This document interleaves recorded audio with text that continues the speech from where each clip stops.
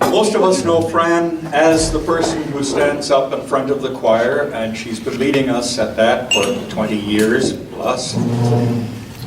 Fran showed up at our old church up on Barry Road in 1995, just about the time that our former choir director, June Vrieswick, was becoming incapacitated and couldn't carry on. I sort of remember Fran very tentatively saying, "I think I'd like to try this." Only after Elaine said, "I'll play the piano." Yeah. And she did, and Fran herself was a very good pianist, and she's got a wonderful voice. It's so nice to sing beside her, you know. But she hadn't done choir directing before, and so she took some workshops.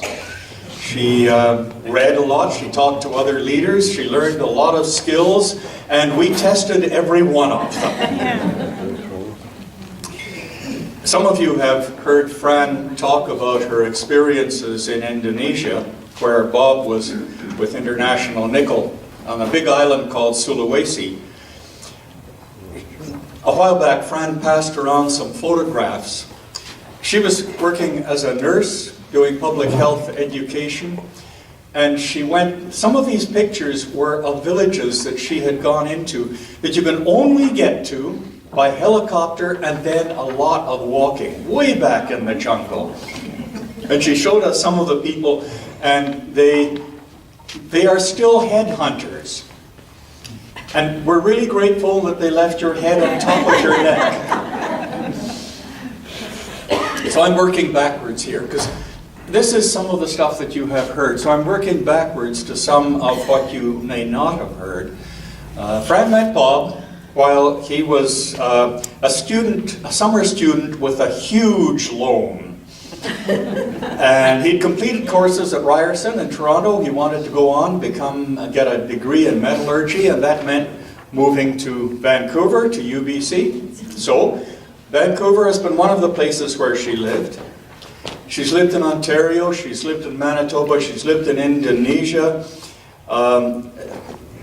Thompson in northern Manitoba for, I think, 12 years, you said. 10? 16 years. I went to Thompson once. Well, I'm not sure that I'd ever go back, frankly. But, you know, I was told that it gets so cold in Thompson in the winter that the miners, when they go to the nickel mine, drive into the parking lot, and they have to leave their cars running all day while they're underground, because otherwise the engines would freeze solid by the time they came out again. We have such things as plugging in. Even with plug-ins. Fran had been up in Thompson before, briefly. Her aunt and uncle ran a small insurance business up there. She'd worked for them for a while to earn a little bit of money, so that she could travel. She did her traveling with Bob. Well, you did some traveling on your own. A year with my classmates. Yeah. Then she started talking about money. And if you haven't heard this, money was desperately short for Fran's early years. You may have heard that she went to a convent school.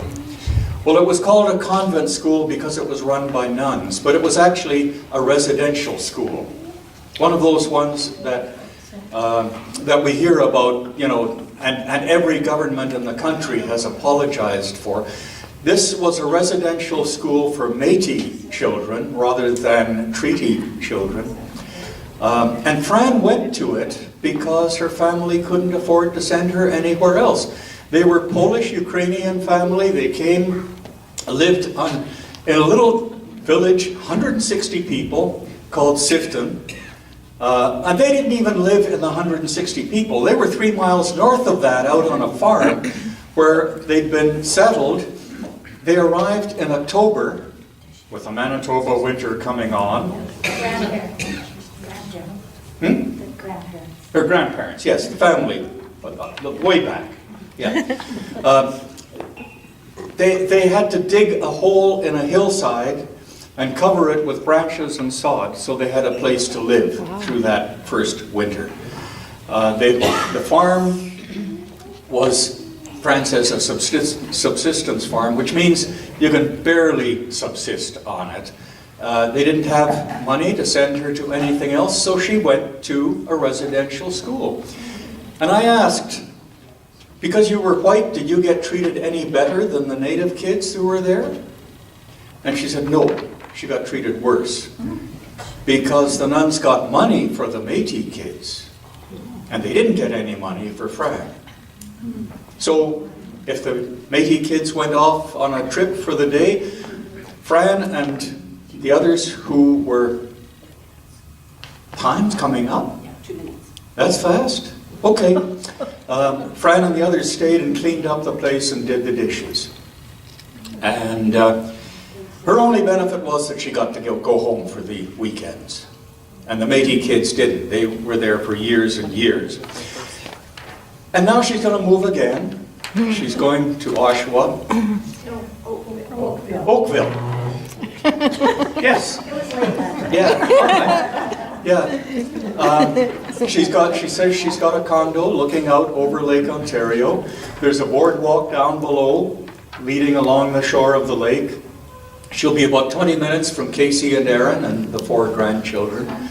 The other son, Paul, and his wife are still in Thompson. They've settled in there. And when I was asked to do this, I thought, this sounds very like a eulogy. Well, in a sense it is. Because we're going to lose somebody who's very dear to us. And she's going away, and it's our loss. And the choir would like me to give you a card. There it is. I knew it was there somewhere. Before we go on into anything else, from the choir to you. Oh yes, go ahead. Now,